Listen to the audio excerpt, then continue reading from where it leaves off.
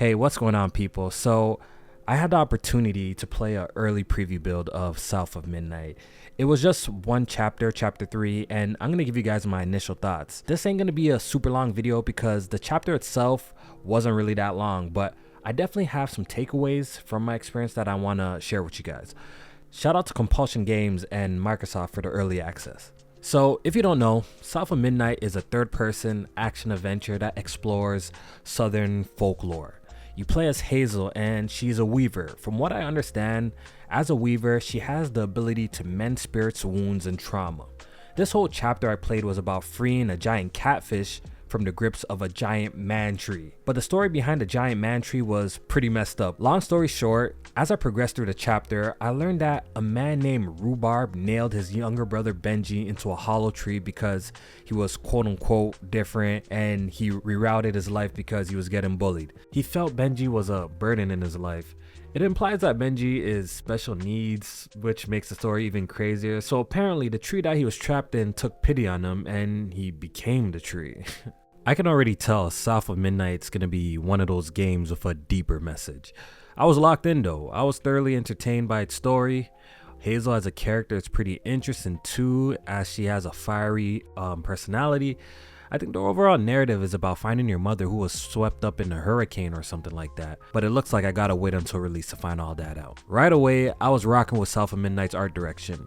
I love its moody palette, its stylized stop motion animation, and the attention to detail in the environments is really top notch. South of Midnight looks really good, and I was playing the game on console. I'm definitely planning on playing the game on PC when it drops because I need all the bells and whistles. Hopefully it has ultra wide support. You guys know how important that is to me. As for performance, I was playing on the Series S and it was a little inconsistent. It was clearly targeting 60 frames per second, but it felt all over the place. Gotta remember, the game launches in April and I'm sure it's gonna be cleaned up by then. As for the gameplay, it appears you're gonna be doing a good amount of platforming in South of Midnight.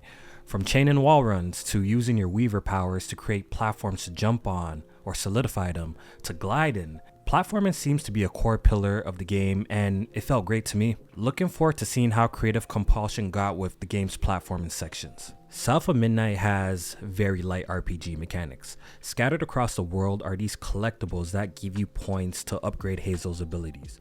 The skill tree doesn't look like anything crazy, it's pretty straightforward and simple, and there isn't really that much things to unlock in my opinion. There's some new attack moves you can unlock, and you can further improve Hazel's weaver powers. As for the combat itself, from what I've played, the combat was just cool. It's serviceable and wasn't really doing anything super unique. You got your regular attack move by mashing X and your weaver powers by pressing the triggers and bumper. Hazel's weaver combat abilities weren't all that interesting to me. She has the ability to push and pull enemies, as well as freeze them in place for a short amount of time. If you perfectly time a dodge, it acts like a parry, sending enemies flying back.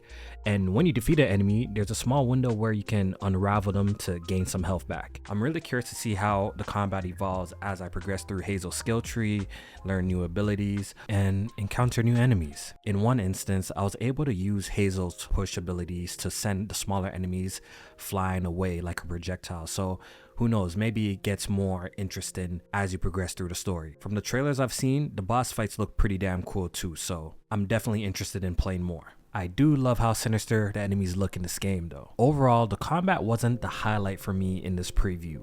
The world, the visuals, the story, the platforming, and the music, oh, the music is so good, were the standouts. But from what I've played, I'm definitely looking forward to the full game. I think the game is going to be pretty solid. And that's pretty much all I have to say at this point about South of Midnight. If you're looking forward to the game, let me know in the comment section below. And if you enjoyed this video, please leave a like and subscribe for more quality content. See you guys in the next video.